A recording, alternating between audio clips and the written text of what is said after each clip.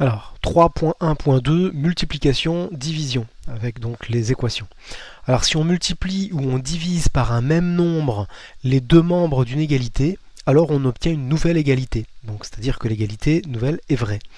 J'ai ajouté différentes zéros parce que c'est important, on ne sait pas diviser par 0, ou plutôt en fait quand on divise par 0, les calculatrices par exemple nous affichent un message d'erreur. Donc du coup en fait pour éviter ça, et bien du coup on met bien dans notre règle que voilà, on va diviser par des nombres certes, mais différentes zéros. Alors tout de suite un exemple. Donc si jamais je vous donne, je sais pas moi, 5 fois 4 égale 20. Si jamais en fait de chaque côté de cette égalité, je fais par exemple diviser par 2 à gauche et diviser par 2 à droite. Alors en ces cas-là, de ce côté-là, à gauche de l'égalité, ben, j'obtiens 20 divisé par 2, c'est-à-dire 10. La valeur de gauche c'est 10 et la valeur de droite c'est 10 aussi. Donc cette nouvelle égalité, ben, elle reste vraie, pas de souci, même si on a divisé par 2 de chaque côté. Ensuite, on va faire la même chose avec, je sais pas moi, une multiplication. Si jamais je multiplie à gauche par 5 et que je multiplie à droite par 5. Ce que j'ai à gauche ici, 5 fois 4, 20, fois 5, ça fait 100. Donc j'ai la valeur de gauche, j'ai 100. La valeur de droite, ici, ben, j'ai 20 fois 5, ça fait 100 aussi. Donc on comprend, enfin en tout cas j'espère que vous comprenez bien qu'on peut multiplier ou diviser de chaque côté, enfin chaque membre d'une égalité par un même nombre, et on obtient une nouvelle égalité qui reste vraie. Ok, en faisant attention avec la division par 0. Alors on va regarder maintenant tout ce qui concerne l'énoncé 1. Donc résoudre l'équation 2x est égal à 28. Membre de gauche, 2x, membre de droite, 28. J'aimerais bien avoir x tout seul à gauche, donc sans un 2 qui vient gêner. Et donc du coup pour ça, il suffit d'imaginer faire une même opération et à gauche et à droite pour éliminer le 2. Donc pour éliminer le 2, sachant que c'est 2 multiplié par x, la grande idée c'est de faire une division par 2. Si ici, de ce côté-là, je fais 2x divisé par 2, eh bien 2x divisé par 2, 2 divisé par 2 ça fait 1, et donc ça fait 1x, donc ça fait x tout seul. Donc en divisant par 2 à gauche, j'obtiens l'étape suivante, x tout seul. Donc j'ai le droit de le faire que si à droite je divise également par 2, et donc du coup j'obtiens pour la droite le résultat de 28 divisé par 2. Donc j'obtiens x est égal à 14. Alors 14 est un bon candidat en fait pour une solution de cette équation, mais il faut que je vérifie. Alors ici, donc quand x est égal à 14, on va regarder le membre de gauche de l'égalité. Donc c'est bien 2 fois 14, c'est-à-dire 28. Alors à gauche, j'ai 28, à droite, j'ai 28, donc la ligne, cette ligne-là, eh bien elle est vraie quand x est égal à 14. Ça veut dire que x est bien une solution de cette équation. Donc on l'écrit ici, l'équation admet une solution 14. On passe à l'énoncé numéro 2. L'énoncé numéro 2, 0,1 multiplié par x est égal à 3.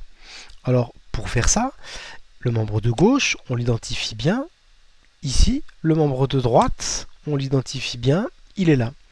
J'aimerais bien donc supprimer le 0,1 pour que j'ai x tout seul à gauche. Pour supprimer le 0,1, il suffira, comme il y a une multiplication avec x, il suffira de diviser par 0,1. Et donc du coup, ce que je vais faire, ici, pour le membre de gauche, je vais diviser par 0,1, et j'obtiens donc x tout seul à gauche. Mais pour le membre de droite, ben, je n'ai pas le choix, il faut aussi que je divise par 0,1. Sinon, l'égalité est déséquilibrée. Alors 3 divisé par 0,1, ça fait 30. Donc ce qui fait que j'obtiens x est égal à 30. 30 est un bon candidat en fait pour une solution en fait, de l'équation. Mais il faut que je vérifie.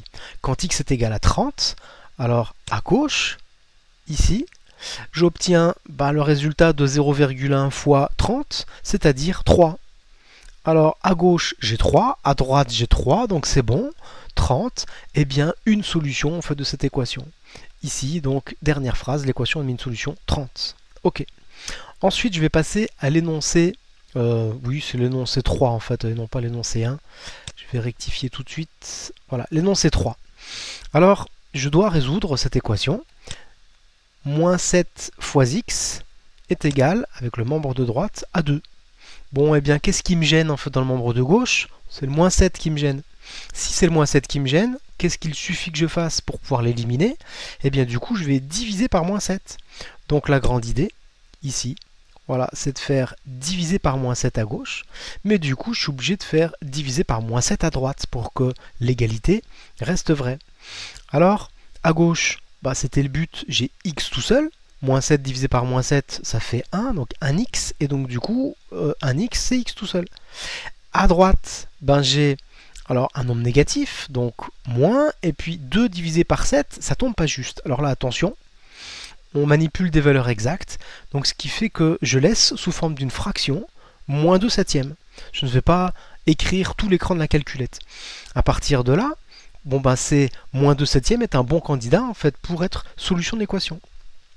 On fait une vérification. Donc quand x est égal à moins 2 septièmes, je vais regarder le membre de gauche, ici, et donc je vais regarder combien ça vaut. Moins 7 multiplié par moins 2 septièmes, c'est un travail qu'on a déjà mené en 6e, et donc du coup, voilà, il n'est pas compliqué de voir que ça vaut 2. Au pire, vous demandez à votre calculatrice, elle saura vous dire que ça vaut 2 exactement. Bon, alors j'ai 2 à gauche, 2 à droite, ça veut dire que moins 2 septièmes, eh bien une solution de cette équation. Alors 3.2, exemple d'utilisation.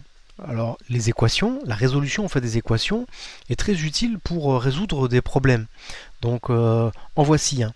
Dans une cafétéria, le prix d'un repas pour adultes est 2 fois plus cher que le prix d'un repas pour enfants. À midi, donc un couple et leurs 3 enfants, ils ont dépensé en tout 24,50 €. Quel est le prix d'un repas enfant? Alors pour faire ça, il faut être suffisamment méthodique. On va pour la résolution, donc en premier, d'abord choisir l'inconnu. Alors le choix de l'inconnu, ça c'est important. Donc on va choisir une lettre, x, mais il faut dire précisément ce que c'est que x. Donc là, comme on me demande quel est le prix d'un repas enfant, et bien du coup, en fait, je vais mettre soit x, le prix d'un repas enfant, en mettant bien que c'est en euros. Tout à l'heure, quand on aura la valeur de x, eh bien, ce sera intéressant qu'on se souvienne de tout ça. Alors il y a en fait l'étape de mise en équation. Maintenant qu'on a choisi en fait la lettre et puis ce qu'elle représente, eh bien je vais essayer en fait de décoder toutes les informations qu'il y a dans le texte. Alors, le prix d'un repas adulte. Le prix d'un repas adulte, sachant que c'est marqué, le prix d'un repas pour adulte est 2 fois plus cher que le prix d'un repas pour enfant. Si x c'est le prix d'un repas pour enfant, pour un adulte c'est le double, donc c'est 2x. Donc c'est ce qui est écrit à cet endroit-là. On est bien sur 2x pour le prix d'un repas adulte. Ok. Ensuite, on nous donne des informations. Quel est le prix pour tout le repas, sachant que dans tout le repas, il y a un adulte, ici, plus le prix d'un adulte, plus le prix d'un enfant, plus le prix d'un enfant, plus le prix d'un enfant. Donc on est bien là sur le prix total donc du repas qui représente 2x plus 2x plus x plus x plus x. Alors tout ça, une fois qu'on a compris, c'est du calcul avec des lettres. Mais il y a une autre manière de dire que on a bien en fait ce prix-là pour le prix à payer, c'est ce qu'on a vu, c'est-à-dire 24,50. Donc on a vu un couple, 2 adultes, 3 enfants, donc ça c'est bon, c'est ce qu'on a à cet endroit-là, c'est tout ce qu'on a ici, mais c'est égal aussi à 24,50. Bon, eh bien voici donc une équation qui vérifie en fait toutes les conditions de l'énoncé. À partir de là, je vais simplifier 2x plus 2x plus x plus x plus x, c'est x facteur de 2 plus 2 plus 1 plus 1 plus 1.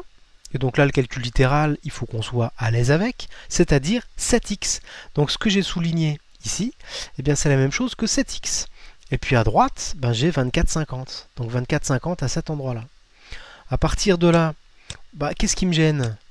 Ce qui me gêne, c'est le 7 devant le x. J'aimerais bien x tout seul à gauche. Alors qu'est-ce qu'il suffit que je fasse? Je vais faire une division par 7 à gauche, comme là. Mais si je le fais à gauche, il faut que je le fasse aussi à droite pour équilibrer. À partir de là, à gauche, j'ai x tout seul, c'était le but, et à droite, j'obtiens le résultat de 24,50 divisé par 7, c'est-à-dire 3,50. Alors la vérification, c'est marqué bon. Ça veut dire que là, on va se permettre de ne pas écrire les détails. On va dire au lecteur qu'on a fait une vérification, mais qu'on l'a fait à la calculette. Alors à la calculette, qu'est-ce qu'il suffit de faire? 2 fois 3,50, c'est-à-dire 7 euros pour un adulte, plus 7 euros pour un adulte, bah, ça fait bien 14, plus 3,50, plus 3,50, plus 3,50, bah, on obtient bien notre 24,50. Donc on a fait ça en fait, soit à la calculette ou soit de tête, peu importe, hein. Mais on a fait la vérification, il faut l'indiquer. Conclusion, alors x est égal à 3,50, c'est pas très parlant. Il faut qu'on revienne à un langage, on va dire, courant. Donc on est en train de parler de prix de repas. On est passé dans le monde des maths pour faire une résolution d'équation. Maintenant, il faut qu'on ressorte du monde des maths pour pouvoir répondre à la question. Et donc la réponse qu'on va donner, c'est tout simplement ben voilà, le prix d'un repas enfant. Parce qu'attention, il y a deux types de prix, hein, le repas adulte et le repas enfant. Le prix d'un repas enfant, c'est 3,50. Ça correspond à X. Et attention, là, ce qu'on avait indiqué à cet endroit-là, c'était important. Parce que X, c'est le prix d'un repas enfant en euros. Donc on a fait notre petite phrase de conclusion.